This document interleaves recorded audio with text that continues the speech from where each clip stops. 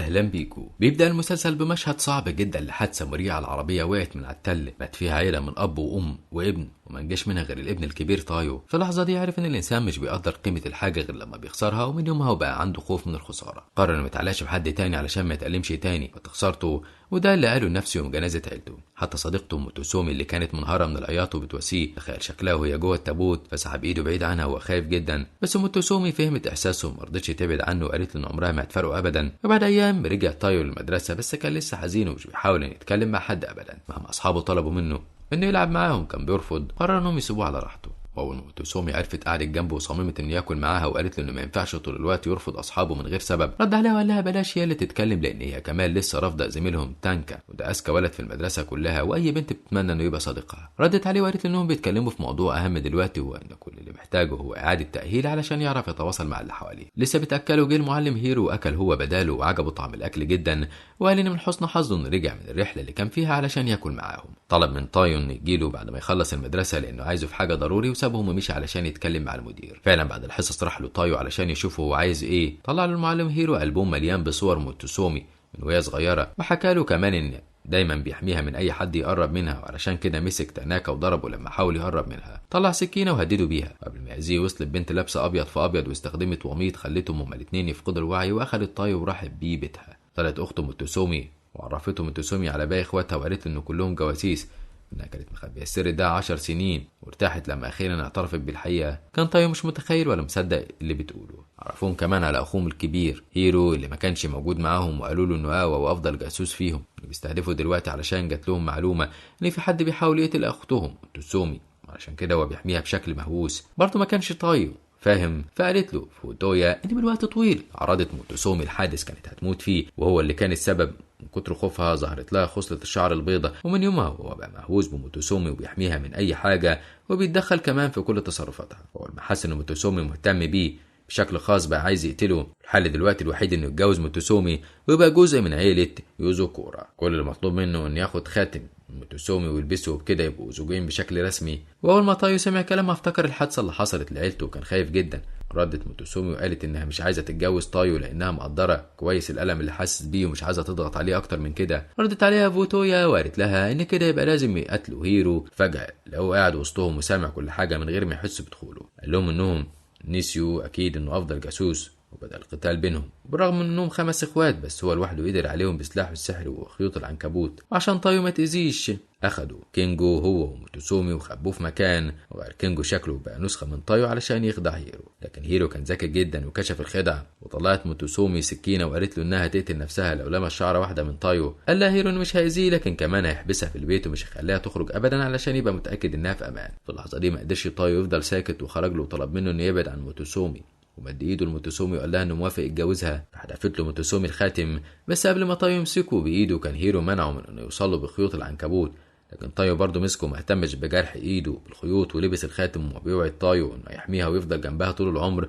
وبكده ما قدرش هيرو انه يتدخل، ودخل باقي الاخوات وهنهم بالجواز. من صدمة طايو وقع في الارض وفقد وعيه، وتاني يوم راح هيرو صحاه من النوم وهو بيهدده بالسكينه. طبعا طايو خاف جدا وقال له انه مش من حقه يأذيه. رد عليه هيرو قال له ان دي الطريقة اللي بيستخدموها علشان يمسحوا بيها أفراد العيلة ويكتفوا بخيوط العنكبوت. قالوا إن دي مجرد تمارين صباح بسيطة.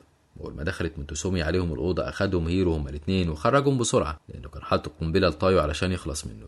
ركب مع العربية وقال له إنه نشر خبر جوازهم من دلوقتي، وبقت حماية موتوسومي مسؤوليته هو بما إنه بقى جوزها.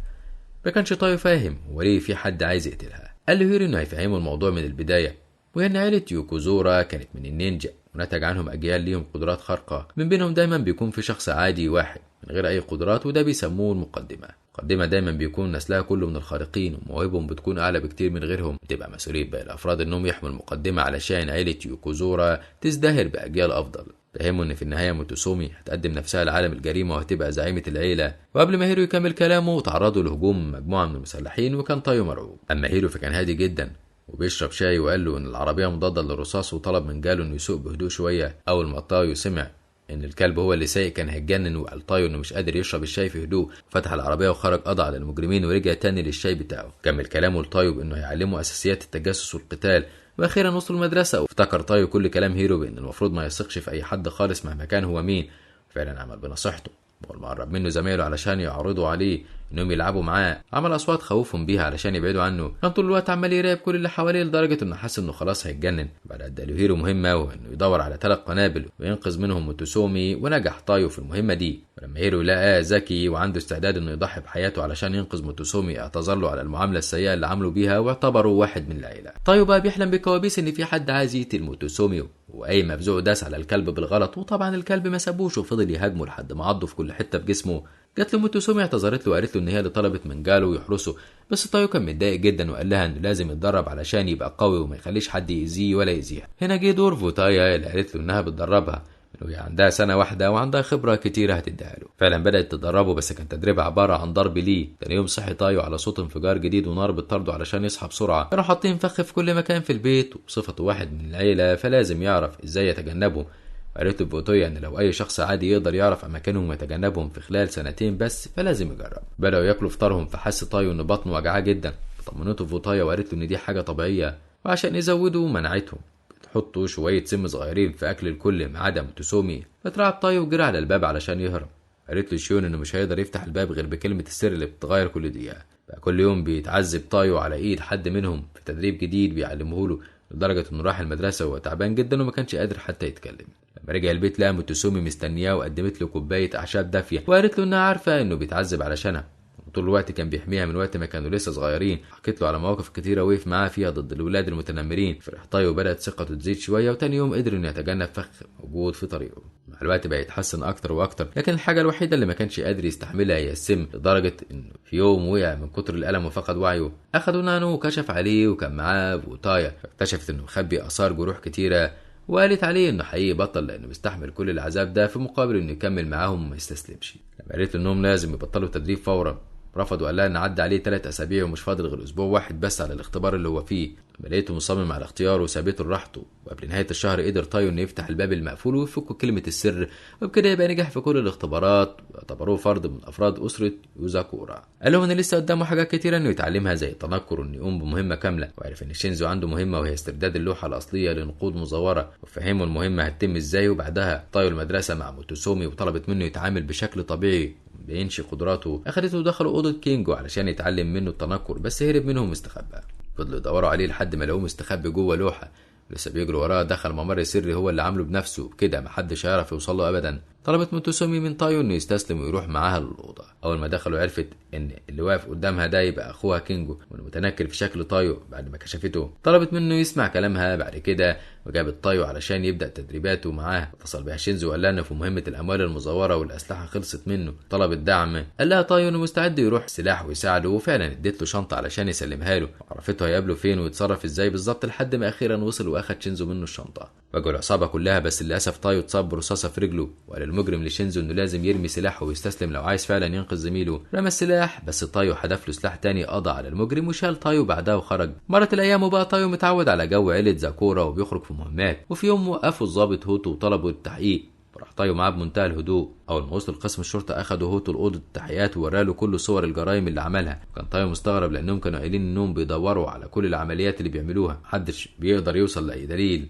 كان تايو مستغرب لانهم كانوا قايلين انهم بيداروا على كل العمليات اللي بيعملوها ومحدش بيقدر يوصل لاي دليل. طلب منه الضابط انه يفكر كويس قبل ما يتكلم، واداله كوبايه ميه وخلاه يشربها غصب عنه. كان عارف تايو ان دي مش ميه طبيعيه، لكن اكيد حط له فيها ماده علشان يعترف بالحقيقه. استخدم بالون جمع الميه بعيد عنه علشان ما يتاثرش بمفعول الميه، بس الضابط ما سابوش وقال له انه مش هيسيبه غير وهو معترف. مسك شاكوش وقام وقف جنبه على كتفه علشان يضربه بيه. كان في اللحظه دي ظهر هيرو ونادى الضابط باسم سايجي وقال عليه انه فاشل في الكذب، فطلب منه تايو انهم يفسروا له اللي حصل ده فورا.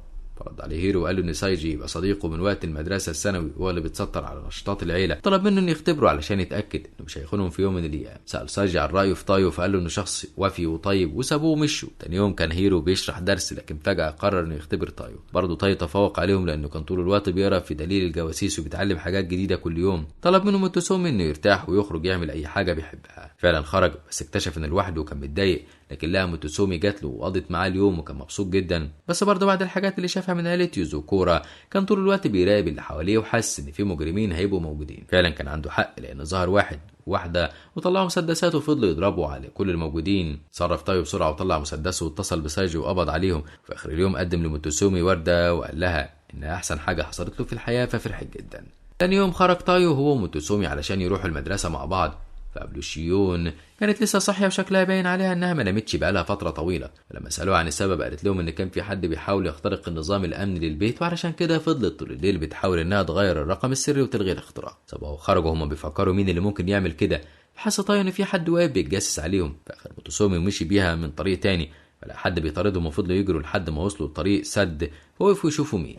اتفاجئوا بانها زميلتهم ميرا، طلعت هي كمان جاسوسه، وسالها تايو ليه بتجري وراهم. قالت لهم ان في اعلان انتشر بين المجرمين مطلوب فيه القبض على تايو مقابل 100,000 دولار. طبعا ده مبلغ كبير جدا ما ينفعش انها تتخلى عنه، بس ممكن تتنازل عنه لو وافق ان يحبها زي ما هي بتحبه. منيرو هو اللي ادالها كل المعلومات الوصول لتايو. رد عليها تايو وقال لها ان هو وموتوسومي متجوزين ولا يمكن يتخلى عنها ابدا، فسابتهم ميرا ومشيت. ولما وصل المدرسه كانت طول الوقت بتحاول انها تقتل تايو بالسنون السامه اللي مشهوره بيها. تايو كان مركز واخد باله جدا منها، ولما حست ان مفيش فايده حقنت كل الموجودين بسم التحكم في الدماغ وطلبت منهم يكتفوا تايو. فعلا عملوا كده، لكن موتوسومي جت ووقفت قدامها وقالت لها انها مش هتسمح لها تاذي تايو ابدا. في اللحظه دي وصل شخص كان عايز يقتل ميرا، فانقذتها موتوسومي. من وقتها حست ميرا انها بتحبها جدا زي اختها، وبقت معاها طول الوقت.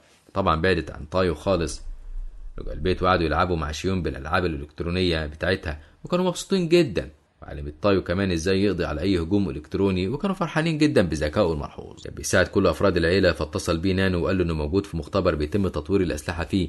المره دي بيطوروا قنبله جرثوميه اسمها سودام، وطلب منه انه ينقله من مكان بسرعه قبل ما يكتشفوا حقيقته. هناك اتعرف على 2 من وحده استخبارات حكوميه، يعني جواسيس حكوميين، وكان معاهم اسلحه متطوره قدروا انهم ينقذوه من المجرمين، وعرفوه على نفسهم وطلبوا منه انهم يتعاونوا مع بعض. وافق ومشي معاهم لحد ما وصلوا المختبر، وجري تايو على نانو علشان ينقذوا وياخدوا معاه. جاسوس اوجا وزميله منعوه وقالوا له انه مهمتهم هي قتل الشخص ده بالذات، وده لانه بلع القنبله اللي هم جايين يقضوا عليها، وعلشان كده لازم يخلصوا منه. وقف تايو ورفع مسدسه قدامهم وقال لهم ان محدش هيقدر يجي جنب اخوه ابدا، وطلع مسدسه حطه في وش اوجا وزميله، لكن اوجا اتحرك بسرعه جدا وكسر مسدس تايو. بس كده ده كمان ضربه وجرحه بسيفه.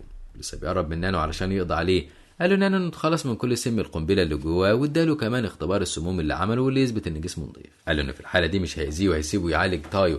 من الافضل يا عيلة يازاكورا انهم يخلصوا منه لان موهبته ضعيفه جدا. طبعا نانو عالجه. بعد ايام استرد تايو صحته. هيرو كتفه وقرا له كل التعليقات السلبيه اللي موجوده عنه في مجله الجواسيس. قالوا ان سواء سمعة عيلتهم علشان يصلح ده لازم يتحدى اوجا ويفوز عليه في التحدي. في عالم الجواسيس بيكون عباره عن سيره معلومات استخباراتيه، يعني التجسس على جاسوس. فعلا راح له تايو وقال له انه عايز يفضل ماشي وراه علشان يتعلم منه حاجات تخليه يقدر يهزمه. كان اوجا بيتحرك بسرعه كبيره جدا، مع ذلك نجح تايو في انه يوصل له، بس في كل مره كان تايو بيحاول انه يقرب منه كان اوجا في النهايه بيقطع له هدومه وبيسيبه وبيمشي. فضل على كده لمده 10 ايام، وتايو ما كانش بيحس بالياس ابدا لحد ما راح له عند المقابر، فقال له اوجا انه خلاص زهق منه والنهارده هيحط حد للي بيحصل. لسه بيهجم عليه صد تايو ضربته مع انه جرح على ايده، بس اوجا قال انه شخص كويس ويقدر يحقق نجاحات كتيره، وطلب من زميله انه يعالجه. بس كل ده ما ظهرش في مجلات الجواسيس، لكن كل اللي ظهر هو هزيمه ال10 ايام اللي فاتوا على ايد اوجا. بعد ايام قليله خرج مع موتوسومي، فقابله في طريقهم اوجا وقالت له انه زميلها القديم، وراحوا المطعم. وبعد ما طلب الغداء داس الجرسون على زرار فتح بيه فتحه في الارض نزلهم فيها. شال اوجا موتوسومي، اما تايو فكان لوحده متضايق جدا ان موتوسومي موجوده مع اوجا. قالت لهم رين صديقه هيرو ورحبت بيهم وقدمت لهم الشاي، وبعدين مبسوطين هجم عليهم هيرو وطلب منهم يسلموه اخته لانه عايزها حالا. قامت رين اتخانت معاه وقالت له انه دايما بيبوظ اوقاتهم السعيده، وفضلوا يتقاتلوا. ولما تايو وقف علشان يمنعهم ضربات جت فيه هو، وبعد ما فوقوه قالت لهم رين انها محتاجاهم في مهمه مفيش حد غيرهم يقدر ينفذها. شرحت لهم المهمة بالظبط، وهي وجود راقص استعراضي ناوي يعمل حفلة كبيرة جدا، لكن الحقيقة ان المغني ده يبقى مجرم كبير ومخبي قنبلة علشان يفجر بيها الناس كلها. غيرت شكل تايو، البنت شكلها جميل جدا، وطلبت منه يجيب لهم اي معلومة تفيدهم. ما كانش تايو عاجبه انه يتغير بالشكل ده، لكن كان مضطر انه يوافق بالمهمة. راح للمغني على طول، وكان شايف انه شخص طيب وطول الوقت بيساعد الناس وبيتعامل معاهم بلطف، هو وكل الراقصين المساعدين بتوعه. ضم لهم على انه هيبقى واحد من الراقصين. فضل يراقبهم طول الوقت، لكن ما كانش بيلاقي اي حاجة غريبة لحد ما عرف مكان القنبله وبدلها باكياس حلوى هلاميه. والمغني فجرها انتشرت الحلوى على الناس وكانوا فرحانين جدا. اما المغني والمساعدين بتوعه رفعوا اسلحتهم على تايو والباقيين، بس من حسن الحظ ان اوجا وصل في الوقت المناسب وكسر كل اسلحتهم وقبض على المجرمين. طلب من تايو انه يراقب المغني علشان ما يحاولش يهرب. اول ما بقى تايو معاه لوحده قال المغني ان حادثه عيلته ما كانتش مجرد صدفه. اتعصب جدا تايو وطلب منه يقول له كل حاجه يعرفها عن عيلته والا هيقتله حالا. في اللحظه دي اتصل اوجا بتايو وطلب منه يتفرج على الفيديو اللي هيبعته له حالا، وقال ان نائب الوزير اتخطف وموجود مكان مجرم تاني. وبمجرد ما قفل الخط قال المغني لتايو المفروض هو اللي يكون مشرف على عمليه الخطف، ونعطله وهو مش حابب كده. حرر نفسه وفجر العربيه اللي كانوا فيها وهرب. لما خبر انفجار العربيه وصل لهيرو فرح جدا على عكس اخواته خصوصا موتوسومي. اتصل اوجا بتايو علشان يطمن عليه ولقاه جه، بس كمان بلغوا تايو ان المجرم هرب. وما كانش اوجا متضايق، قال انه كان متوقع كده لان الشخص ده يبقى جاسوس زيهم واسمه كورو. حط له جهاز تعقب علشان يوصلوا له، قفل معاه الخط. وكان تايو طول الوقت بيفتكر كلام كورو عن حادثه اهله، لكن كورو فاجئ الكل لما وصل لنائب الوزير المخطوف في بث مباشر. اظهر شخصيته الحقيقيه قدام كل الناس وطلع مسدسه ناحيته واتقطع البث على كده. فجاه لقى تايو قدامه موجه المسدس ناحيته. فضلوا هما الاتنين يحاولوا يضربوا بعض، لكن طبعا كورو هو اللي فاز. كتف تايو كمان وحكى له انه مش مجرم، لكن المجتمع هو اللي عمل منه مجرم. كل اللي بيعمله ده علشان ياخد حق بنته ومراته اللي ماتوا من غير ذنب. وطعنه بسكينته وطلع مسدسه علشان يقضي عليه خالص. تايو شال السكينه المطعون بيها واتحرك بسرعه وهجم على المجرم بحركه محدش يقدر يعملها غير المحترفين. واخد المسدس من المجرم وضربه وقعه في الارض. اتفاجئ ان المجرم متصاب برصاصه مع انه ما ضربوش، وكان مستغرب جدا من اللي حصل. وقبل ما كورو يموت اداله ورقه في ايده. ووصل اوجا وشكر تايو على انجازه لمهمته. بعدها فتح تايو الورقه اللي اداها له كورو، فلقى فيها خريطه ورساله بيطلب منه انه يزور المكان اللي اتدفنت فيه بنته ويحط ازهار من نوع معين كانت بتحبها، وياخد علبه من جذع الشجره لانه هيلاقي فيها اللي بيدور عليه. وبعد ما تايو عمل كده رجع لعيله يازاكورا، وكانوا كلهم مستنيين وفرحانين بيه جدا. اجتمعوا كلهم علشان يحتفلوا، معاهم رين اللي كانت اصلا طالبه منهم المهمه. جابت لهم اكلات هي اللي عاملاها بنفسها كنوع من انواع الاحتفال مع بعض. وبعدها قعدت موتوسومي مع تايو لوحدهم، ولقت معاه الصندوق وقال لها انه كورو قال له ان كل حاجه يعرفها عن عيلته موجوده في الصندوق، وعلشان كده هو متردد انه يفتحه. طلبت منه انه يحتفظ بيه ويفتحه لما يبقى مستعد، وخرجوا اتمشوا مع بعض. كان مستغرب انهم محتفظين بكلب صغير ملوش قيمه، فلا تحول لكلب عملاق قوي جدا لدرجه انها بتقدر تركب على ظهره. فضل يجري بيها ويجري تايو وراه، وفي اخر اليوم اخدهم جالوا على ظهره ورجعهم البيت. كان هيرو متحد مع ميرا علشان يعذبوا تايو ويبعدوه عن موتوسومي، بس هي وصلت وطلبت منهم يسيبوه. وكان تايو طالب نوع شاي بيهدي الاعصاب، فقعدوا كلهم شربوا مع بعض علشان يهدوا اعصابهم. اما فوتويا فقالت له انه لازم يتدرب معاها علشان يوصل للمستوى اللي يخليه يطلع رخصة الجاسوس ويبقى جاسوس بشكل رسمي. عجبته الفكرة وبدأ يتدرب معاها. كان التدريب فيه حاجات كتيرة جدا ومستويات مختلفة، منها القتال ومنها اللي بيستخدم فيها ذكائه. ادت له كتاب وقالت له ان والدتها كانت بتقرا لها منه طول الوقت علشان تتعلم منه، وكمان يقدر يقراه ويتعلم منه. حس تايو ان ده تكريم كبير منها، وفضل يتدرب ويحاول لحد ما عاد الاختبار. راحت معاه موتوسومي ما سابتوش، وراح معاه كينجو كمان، وكانوا دايما بيشجعوه. والمرحله كانت اللياقه البدنيه، وتاني مرحله فاجئ الكل فيها لما عرف انه يحرر نفسه ويخرج من تحت الميه. اختبار السرعه والذكاء كمان نجح فيهم. كينجو كان طول الوقت موجود جنبه بيحاول انه يغششه. تايو ما كانش حابب كده وفضل يهرب منه لانه كان عايز يفوز مجهوده. في النهايه طلبت منهم المسؤوله انهم يخرجوا بسرعه لان المكان هيبتدي يدمر نفسه علشان السريه، ويبقوا يبلغوهم بعد كده بالنتيجه. واحد من المتسابقين ضرب تايو علشان يخليه جوه المكان ويخرج هو، ولما كينجو شاف اللي حصل انقذه. كان هيقع في الميه مكانه، بس تايو لحق ومسك ايده. ولما طلعه في الاخر قال له كينجو انه نسي يعرفه على نفسه بشكل كامل. قال انه مراقب في المسابقه وموجود وسط المشتركين علشان يضمن نزاهتهم، وانه في وهم هيكون حقيقي. وسلم الرخصه وقال لهم ان النهارده فعلا يستحق انه يكون جاسوس. رجع تايو البيت وهو فرحان جدا، ولقى شنطه موجوده ولسه بيفتحها خرج منها شخص. خاف تايو ومسك مسدسه ووجهه ناحيته، لكن وصلت موتوسومي وقالت له ان ده يبقى جدهم اللي مربيهم. واعتذرت للجد على اللي تايو عمله معاه، وقالت له ان اللي حصل ده كان دفاع عن النفس. قدم لهم الجد هديه الجواز، كانت عباره عن فلوس كتيره جدا. كل الولاد فرحوا برجوعه. حاول الجد انه يستفز تايو، قال له انه مش قده وممكن يدربه. اخده وخرج وحكى له عن حب حياته اللي اتعرف عليها. طلب منه ما يتخلاش عن موتوسومي ابدا ويعيش لسعادتها، وطمنه تايو بالنسبه للنقطه دي. فاعترف له الجد وقال له انه هرب من السجن علشان يوصيه عليها ويبقى مطمن انهم عايشين مع بعض في سلام. دلوقتي يرجع السجن تاني وباله مرتاح. وفعلا جت الشرطه وقبضت عليه. جت موتوسومي وخرجت مع تايو وقال لها انهم لازم يبعدوا شويه عن الحياه بتاع الجاسوسيه ويستمتعوا بحياتهم مع بعض. خرجوا يتمشوا لحد ما لقى بنت صغيره بتعيط وبتدور على والدها، فاخدها هو وموتوسومي وراحوا يدوروا على والدها. نزلوا بيها الحي ولقوا عصابه مخدرات كبيره ماسكه الناس بتضربها وبتسرق فلوسها، من ضمنهم والد البنت اللي معاهم. ضرب تايو المجرم، ووقتها المجرمين اتعرفوا عليه وطمعوا في المكافأة المطلوبة. ولسه هيقبضوا عليه وصل هيرو وانقذه هو واخته واخدهم ومشوا. وسط كل السعادة اللي بقى عايش فيها تايو قرر انه يفتح الصندوق اللي سابه له كورو واداه لشيون علشان تساعده في فتح الملفات اللي فيه. قالت له ان من ضمن الملفات اللي لقيتها سجل حفل الزفاف بتاع والدها ووالدتها. في قائمة الحضور كان اسم والده ووالدته موجودين. ده معنى انهم كانوا يعرفوا بعض كويس. طبعا اتصدموا كلهم بالخبر ده، وما كانوش عارفين ايه العلاقه اللي ممكن تجمع 4 اشخاص مع بعض زي دول. قالت انه ممكن يروح لمكتبه الموتى ويدور هناك عن الرابط بينهم. فعلا راح تايو على طول ودخل بالعضويه بتاعته وفضل يدور لحد ما لقى الكتاب المرتبط بعيلته. استخدم تسجيل صوته وعرف منه.